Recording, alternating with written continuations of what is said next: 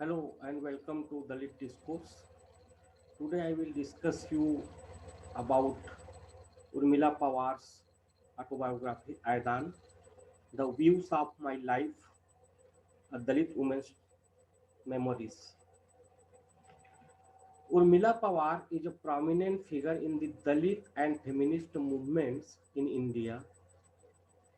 She was born in 1945 in Edgaon, village of Ratnagiri districts in the Konkan region of Maharashtra. She received her MA in Marathi literature from the University of Bombay. For many years, she worked in the Department of Labor Welfare for the government of Maharashtra. Pawar eventually left Konkan for Mumbai, where she fought for Dalit rights. She is the author of two acclaimed short story collections in Marathi language. First is Sahwa Boat and the next is Chauthi Bheet.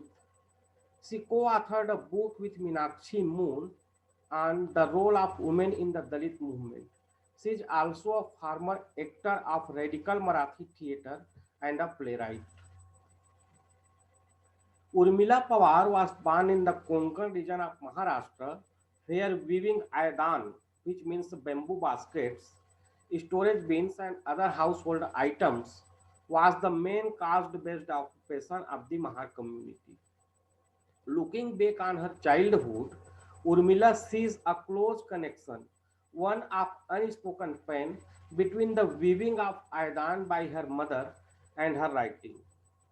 It is because of this that she calls her autobiography Aidan. It was first published in Marathi by Granthli Publication Mumbai in 2003. 5 years down the line, it was translated into English as The Views of My Life, a Dalit woman's memoirs by Maya Pandit and published by Istri Publication, Kolkata in 2008. The View of My Life portrays the condition of a subhuman existence of an entire community shamelessly exploited by the upper castes, extremely marginalized and reduced to the status of beasts of burden. In this frank and intimate memoir, Pawar not only shares her tireless efforts to surmount hideous personal tragedy but also conveys the excitement of an awakening consciousness during a time of profound political and social change. In her autobiography, Urmila Pawar recounts three generations of Dalit women who struggled to overcome the world of the sufferings. In Konkan, the Mahars lived in the center of the village, unlike outside the boundaries, as was customary in other parts of Maharashtra because it was convenient for the upper caste. The Mahars could be called any time for work or be attacked from all sides if anything went wrong. Urmila's memoirs of humiliation since her childhood helps her delineate the reproduction of caste as a form of modern inequality both in the villages and the cities. When she was a child, her mother would send her to deliver the baskets that she had woven to the homes of their upper caste customers. She hated this task since people would first purify the Aidan by sprinkling water on it when they took it from her. If the home happened to belong to one of her classmates, she felt even more embarrassed by the entire procedure. She often ignored her mother's request to deliver the Aidan, but then did it because her mother tempted her with money, her ground nuts, and jaggery. Urmila would often miss school and sit outside the temple. She recalls the fair complexioned priest at the temple who gave her offerings made to God. She also recalls a disturbing incident she had witnessed when the priest locked himself inside the temple with a young girl from a Komti community. The girl left the temple in tears and she was afraid of the priest after this incident. At school, her teacher, her Kekar Guruji, often picked on her to clean the dung in the school grounds, when it was the turn of her class to do so. Once he ordered her to clean the dung, saying it was their cow and had dirtied the school compound, and she felt very insulted. She refused because it was not the turn of her class. For this curt reply, Guruji slapped her hard and sent her back home with her cheek swollen. Her mother intercepted this teacher on his way back and threatened him with dire consequences if he beat her daughter again. She told him that he could not ill treat her children because she was a widow and that she worked hard so that her children would be educated and do well someday. Urmila recalls the tremendous sense of support that she experienced for the first time from her mother. Once the girl in her class had decided to cook a meal for themselves, they had intended to give her the slip. But when she joined in, she was asked to contribute money instead of food and was not allowed to touch the food that was being cooked. Nevertheless, she enjoyed the meal and ate well, and the girls discussed this at school, ending up by calling her names. Urmila Pawar tells of a friend who would not eat at her house but borrowed Urmila's silk sari for a wedding and returned it in a soiled condition. Similarly, she recalls how two of her close friends who were Muslims, who stayed in the rooms rented out by her mother, suddenly stopped interacting and eating with her after a relative of theirs advised them to observe the customary distance from the Mahars. During the Holi festival, it was the Mahar boys who collected logs of woods to light the ceremonial fire, but they were not allowed to participate in the ritual of actually lighting the fire. In fact, the Marathas, Bhandaris, and Kulwadis, who were in the forefront of the ritual, sought the blessing of the goddess and then set the wood on the fire. This done, they would start praying loudly. This ceremony was called Garhane. It featured lots of prayers for the village's well-being and averting calamities. But funnily enough, they also prayed for diverting the calamities to the Mahars. Then the ritual of howling and cursing began. Again, terrible curse would target the Mahars. But the Mahars dared not lodge a protest against this. On this occasion, the Kulwadis, Marathas, and Brahmins would make sweet chapatis called Puran Poli.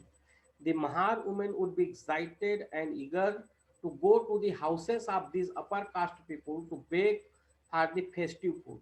Urmila recalls, I quote, our sister-in-law Vitha and Parvati, who also go for begging, along with other women in our community.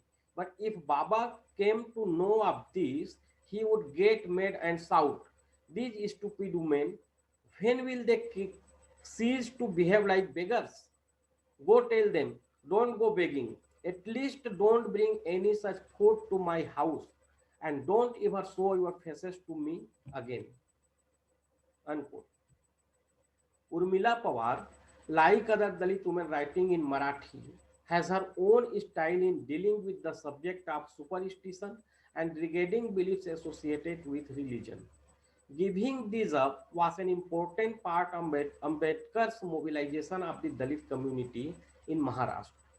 His conversion to Buddhism in 1956, a few months before his death, was emulated by thousands, and this marked the giving up of all these practices. There are many accounts of how the household goods were physically thrown out in an act of emancipation. However, Urmila Pawar notes towards the end of her autobiography that when she visits her village years after she has left, she finds new roads, buildings, and signs of prosperity. But inside the houses of new Buddhists, she is dismayed to see that old icons and talismans have reappeared. Harishchandra Thorat, Her prospective husband had quit his job at the Mamlatdar office because of being at the receiving end of a caste prejudice. Once, on an official visit, a village officer insisted on inviting him home for a meal, but when he discovered his caste, he served him in the kettle shed. Humiliated, Harish Chandra vowed never to go to a village but to move to the city. Urmila writes, I quote, I do not know whether he was aware of what Dr. Babasaheb Ambedkar had said. Leave the village. The village will never help you progress. Go to the city. But his childhood memories of his father quitting caste-based labor after listening to Babasaheb's speeches were definitely the basis of his self-respect. Unquote. In the summer, at her in-laws village, Bhirwandi, the well often ran dry. Women in the community then went to the Maratha wells to fill water, but her mother-in-law forbade her from doing so.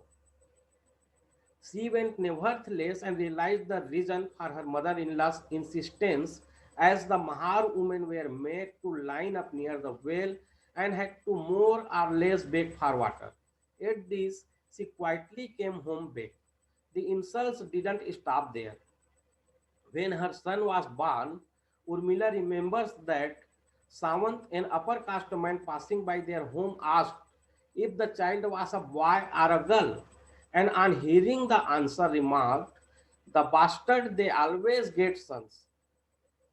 Her mother in law shouted back, why does that give you a stomach ache? Actually, Sawant knew that Urmila's mother in law had 6 or 7 sons, and they were all educated and implied hurt him like a thorn in the flesh. When Urmila Tai's family shifted to Mumbai and found a place of their own in Bandra, her colleague got hold of the keys on the pretext of getting the electric wiring done and cheated them by subletting the house. Her sister's husband, a liar who had encouraged them to settle in Mumbai, helped them to get the house vacated. But even as the illegal occupants were leaving, they abused them by saying, I quote, these are low caste people. So what else can you expect from them? Look at their things, a tin cart and cheap pots and pans. The moment we saw their things, we knew what they were: dirty, mean, uncivilized. Unquote. And they had to listen to all these insults, though it was not their fault, while the people in the building enjoyed watching the whole scene. In addition to such caste based humiliation, Urmila Pawar also describes the ill treatment meted out to women in Dalit households. A new daughter in law is mercilessly forced to work at the behest of her elders, is scolded and punished if she doesn't obey. Urmila Tai mentions how her husband Harish Chandra was resentful when she goes on to become a writer and wins fame and popularity. We may thus surmise that the Dalit women's writing about oppression by Dalit men is tempered by their knowledge of the injustice, humiliation, and exploitation that these men have to suffer, even though they do not say so explicitly. This is a kind of feminism that we see in many of Dalit women writers, which need not suppress consciousness of their caste and identification with their community in order to be feminist. Urmila Pawar's autobiography Aidan is not merely a portrait of victimhood of women. Dalit women are seen as active protagonists, remarkably strong and resilient, even when they are living in the most deprived and harrowing circumstances. They are down to earth, not given to euphemism. They take joy in their sexuality. They negotiate for their dignity in situations where others would feel humiliated and crushed. As such, they can be seen as role models for Indian feminists who are, in the last resort, oppressed by the same patriarchal caste order that is so brutal towards the Dalit women. Thus, we see that these women have very different approaches to the issue of education. They honestly admit how education has empowered them. They also didn't forget the contribution of those generations of illiterate Dalit women who intelligently and courageously dedicated themselves to the cause of education for their sons and daughters. So this is all about the autobiography of Urmila Pawar, that is Aidan. Thanks.